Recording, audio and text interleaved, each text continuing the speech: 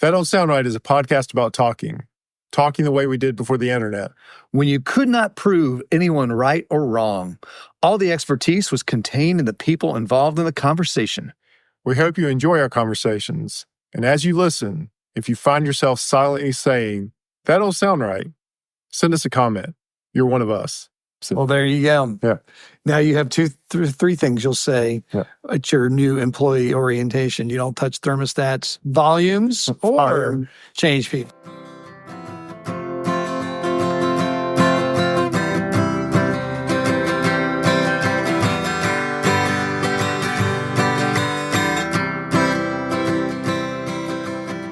Welcome back to another episode of That Don't Sound Right, a podcast about talking. We're your co-hosts, Peter Billman. I'm Cecil Davis. And we're trying to have a conversation here without freezing to death. No, without using Google or fact-checking each other online.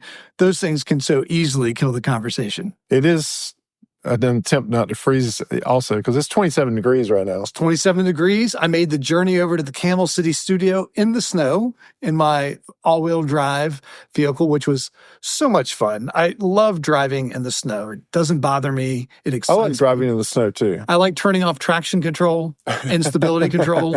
Sometimes I get a little trouble, but I mean, that's where it gets the most fun. Yeah. I like driving in the snow. I do not like driving in ice. You know, today I decided to go into the office and stay there as long as I needed to for some meetings. And I made the mistake is that I left when enough snow fell on the ground to cause everyone else to drive slow and into the ditch. Yes. That stretch that we have to drive between here and where you work is one of the oddest stretches of highway I've ever seen because of the number of wrecks that are on that stretch. So our commute is 22 miles. Yes. Do you want to know how long it took me to get home? Would you like to make a wager? Oh, it was easily an hour and a half. Oh, yeah, you got it, 90 minutes. Yeah. It was 90 minutes. Easily. I have been stuck in that. If it rains on that stretch of road or snows on that stretch of road, there'll be 3 wrecks. But you know, I didn't even drive on that road. I drove here completely back roads through Kernersville and Colfax. Oh, really? I did all back roads. And it still took you that long? It still took me that long. It's amazing. I drove around Salem Lake.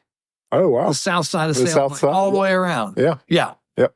It still took me 90 minutes. I have driven that stretch in the snow many times. But the reason we bring up the temperature and we talk a little about the weather on this episode is that we are having a conversation not that long ago, and we discovered something that didn't sound right.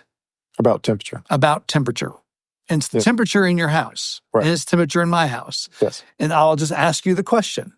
So if it's 32 degrees outside and the inside of your house says 72, what do you set your thermostat to? We set it under 70, like 68. Okay, 68. Right. So it's 32 degrees out, 68 inside. Yes. According to the temperature. Right. But you turn around, and in about 5 days, what's good about North Carolina weather, just wait a couple of days. Well, the temperature will change. Right. The snow will be gone. Yeah. It'll be, say, 50 degrees outside. Yes. And the inside of your house will still read 68 degrees. Right. And my question to you, is it colder or warmer in your house based on the outside temperature, even though your inside thermometer reads the same? So the reason we brought this question up is I woke up one night feeling cold. And I was like, the temperature must have dropped overnight. And I got up. In your house? Yeah, well, no, outside. Outside, okay. Yeah, because the temperature of your house would be consistent. But outside, the temperature had significantly dropped overnight. Mm-hmm. And somehow or another, I could tell that it had significantly dropped overnight because I woke up cold, even though my house was the same temperature. And that's what don't sound right. That don't sound right. The inside temperature thermometer is always reading how cold do you set your house at night? It's like constant 68, I think. It might be a little cooler at night, like 65 or something. All right, okay. Because we sleep with a little cooler. All right, 65, yeah. So 65 all the time inside. 22 feels outside, feels different inside your house than 40 degrees outside. Absolutely. Yeah. If you have it set at that same temperature and it was 90 degrees outside, it would feel different too. Even if your cooling system was keeping it right at 60. Yeah, if you kept your house at 68 and it was 90 degrees outside, people would be throwing ice cubes at you. And that doesn't sound right. Because the temperature is the same inside the house. 68 is 68. Yeah, you would think. You would think. But you're right. It feels differently. Like if you look out and it's 27 degrees and your house is at 68, you're probably wrapped up in a blanket. Right. My house is the same way. Right. My house is the same way. And I've been in older houses that feel the same way. I've been in newer, more sealed houses. We have older houses, probably not as sealed, not as insulated, but it's the same. Right. You will cover up in a blanket in this temperature, but you wouldn't go outside on a 68-degree day and cover up in a blanket. No, oh man, we'd be in shorts. We'd be running around with shorts. Oh yeah. Good grief. We'd be sweating. I wonder if it must be psychologically that that has that big of an effect on you. Do you have a theory for why this happens? I don't, but I've noticed it for you. I've noticed it the most when I run in the spring. If I'm running outside in the spring. Yeah. So you go outside in the spring, let's say it's a 55-degree day. On a 55-degree day in the spring, there will be some people that are dressed for 32-degree weather who are out walking. Right. I'll be dressed for 55-degree weather, so I might have on shorts, but a long-sleeve running shirt. Yeah. And then there will be people that are running like in shorts only. Right. Without a shirt. Without a shirt. So on the same day, 55-degree day in the spring, there are people that are still bundled up like it's the middle of winter, and other people that have completely shed their clothes and it looks like it's the middle of summer. Sure. But then in the fall, I dress the same way on that type of day. But then again, you don't change. I don't change typically, but I notice that people are the same way because people start adding layers on the same temperature. Like it's 55 degrees, but suddenly people are bundling up. So the people that were not bundled up in the spring are now bundled up in the fall. Are probably a little more, have added a layer. And then the people that were bundled up in the spring are really bundled up when it starts to get cold in the fall. I have a theory for why this occurs. What's that? Well, the first thing is to think about your thermometer. Your thermometer is up against the wall. Yes. And that wall is a solid mass. Right. Its temperature does not fluctuate as much as the air. That's true. And in our houses, which may be a little breezy in places, when it's 22 degrees out, that breeze is colder. Sure. Than it is when it's 40 degrees out or 58 degrees out. Those breezes feel colder. Right. Those drafts. Those drafts. That's right. So my theory is that we experience temperature different than the thermometer on the wall. We experience it with all the fluctuations. Yeah. Whereas the thermometer on the wall doesn't experience that. And my thermometer's in the middle of the hallway too, where it's more constant. Right. But like downstairs, my basement stays a pretty constant temperature through the whole basement. Okay. And yet, again, I think it goes back to your theory about the drafts, but like today, the basement felt much colder than it would on the night. But the temperature's the same. Temperature was the same. Okay. Yeah. It felt much colder than it would on a summer day. Right. It's the same temperature. My other thought about this is the relative humidity. What do you mean? When it's less humid, your body, the moisture on your skin evaporates much quicker because there's not a lot of humidity. So the humidity on your skin leaves your body quicker, right, dropping the temperature on your skin. As the humidity in your house rises, your perspiration doesn't evaporate as quick. So the cooling effect of your perspiration is less. And so I bet you do you have a whole house humidifier in here? No. I bet you the humidity in this house is around 20%. And it definitely fluctuates between the upstairs and the downstairs. Yes. I bet you it's only about 20%, right, which is super dry. Yep. But then as it warms up outside, the relative humidity goes up, and it also goes up in here, even though your temperature stays the same. Do you think, so when you've been out, because Peter does a backpacking trip in the middle of winter. Oh, yeah. It's my favorite time to go backpacking. There's no people. Right. There's plenty of views because all the leaves are gone. Right. Sometimes you get into a snow. It's beautiful. And you don't have to worry about bears because they're kind of hunkered down. And it's also cold. That's part of the people not being.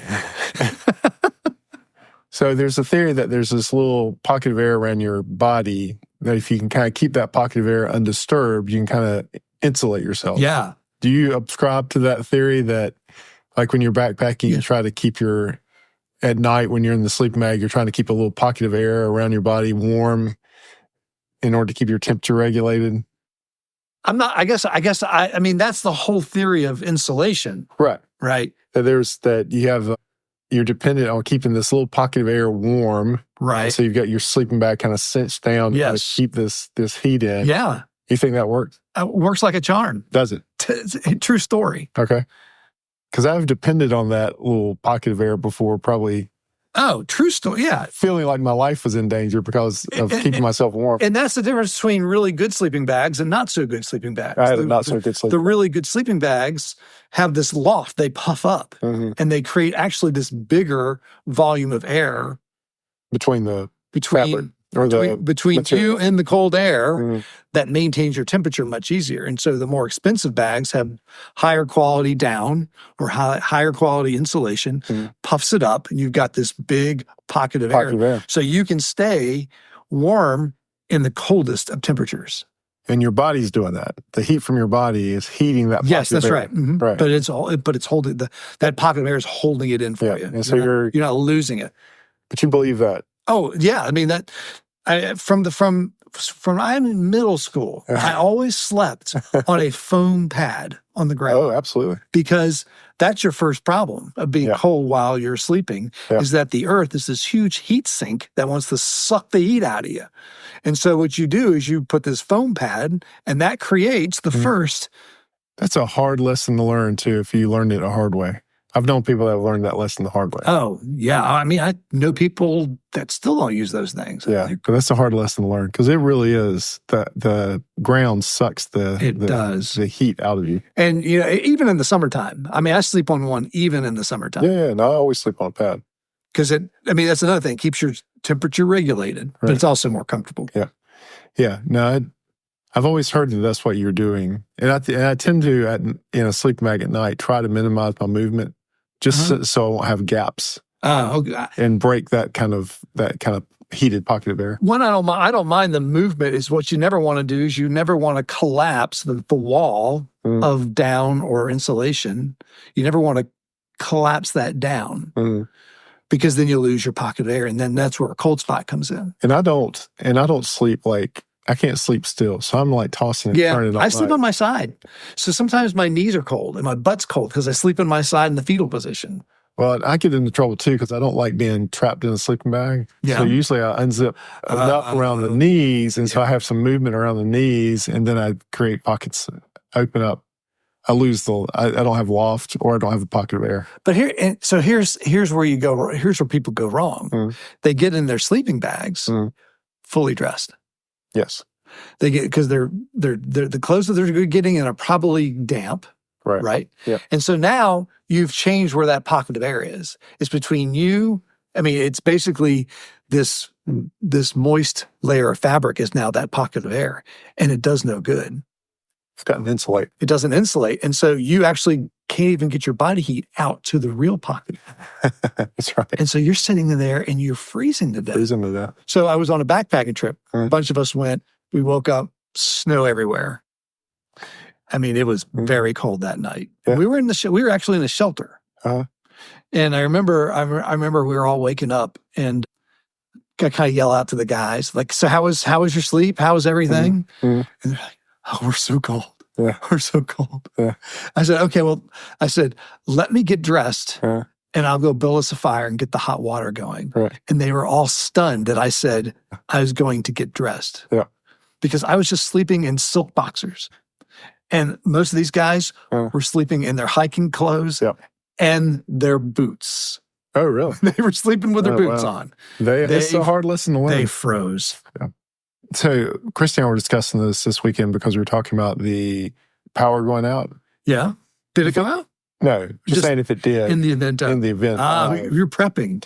Yeah. Nice. Well, because she was supposed to be in the mountains. Okay. And I was saying that you're not, even if the power goes out, you're not going to freeze to death in a house.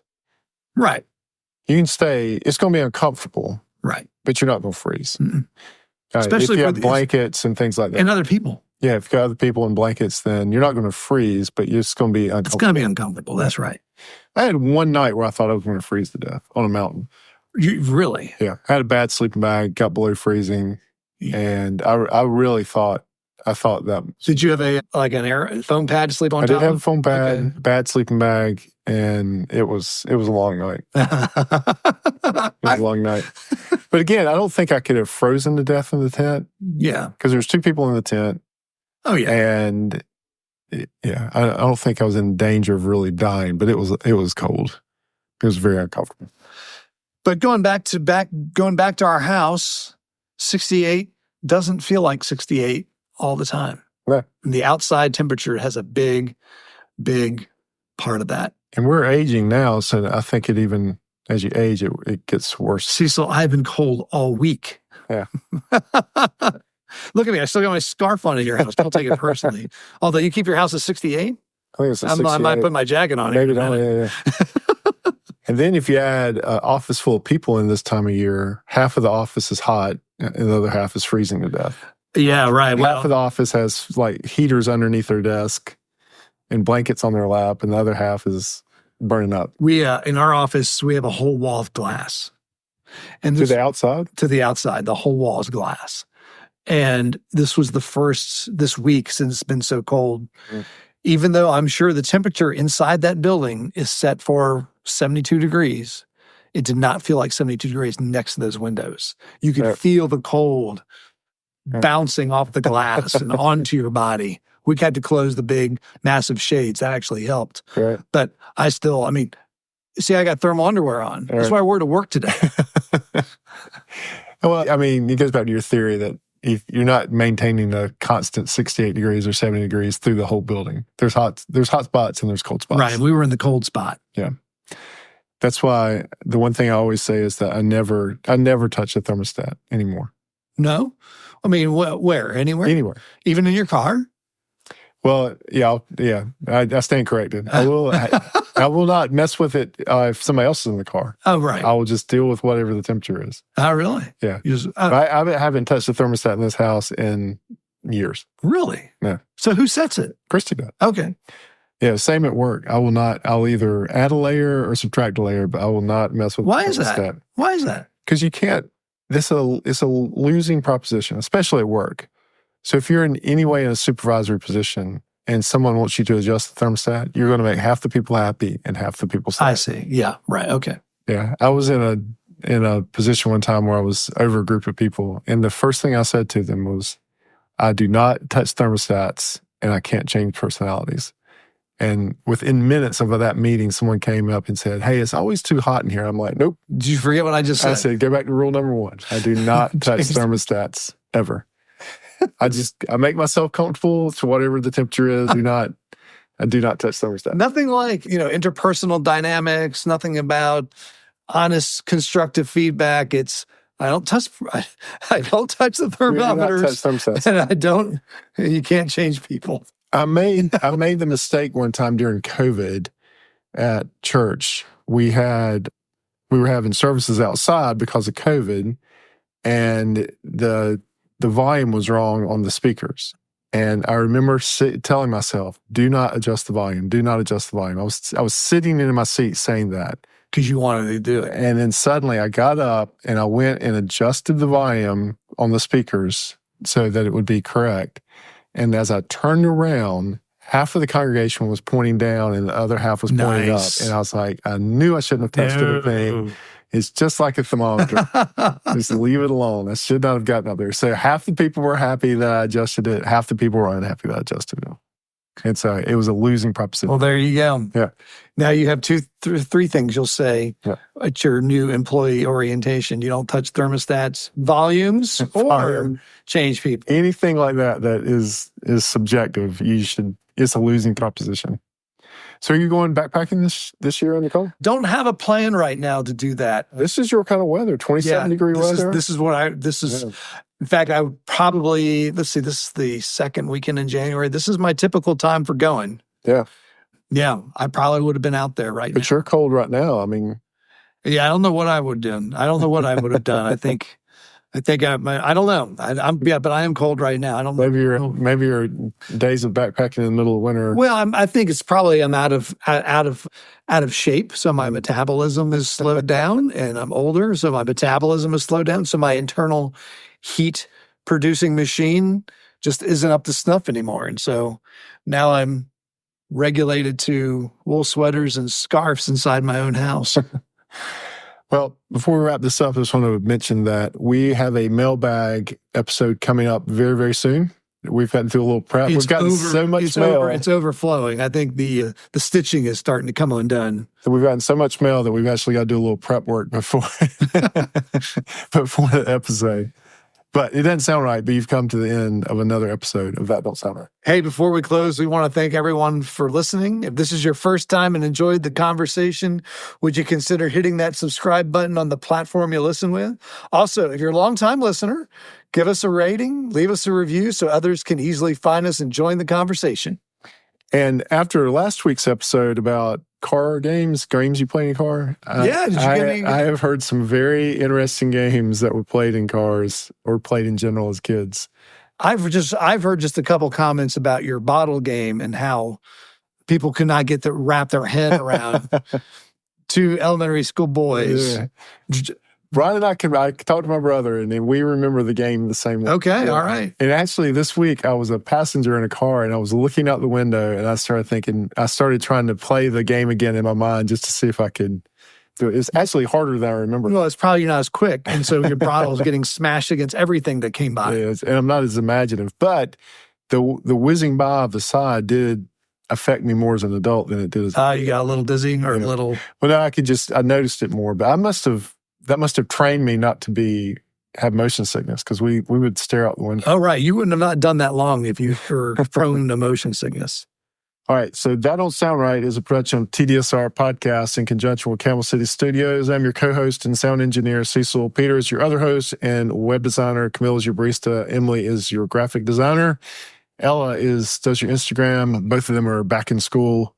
Giorgio tests our merchandise. Brent is our international brand ambassador. And as always, listener number one is Scott. And so until next week, keep talking. And stay curious.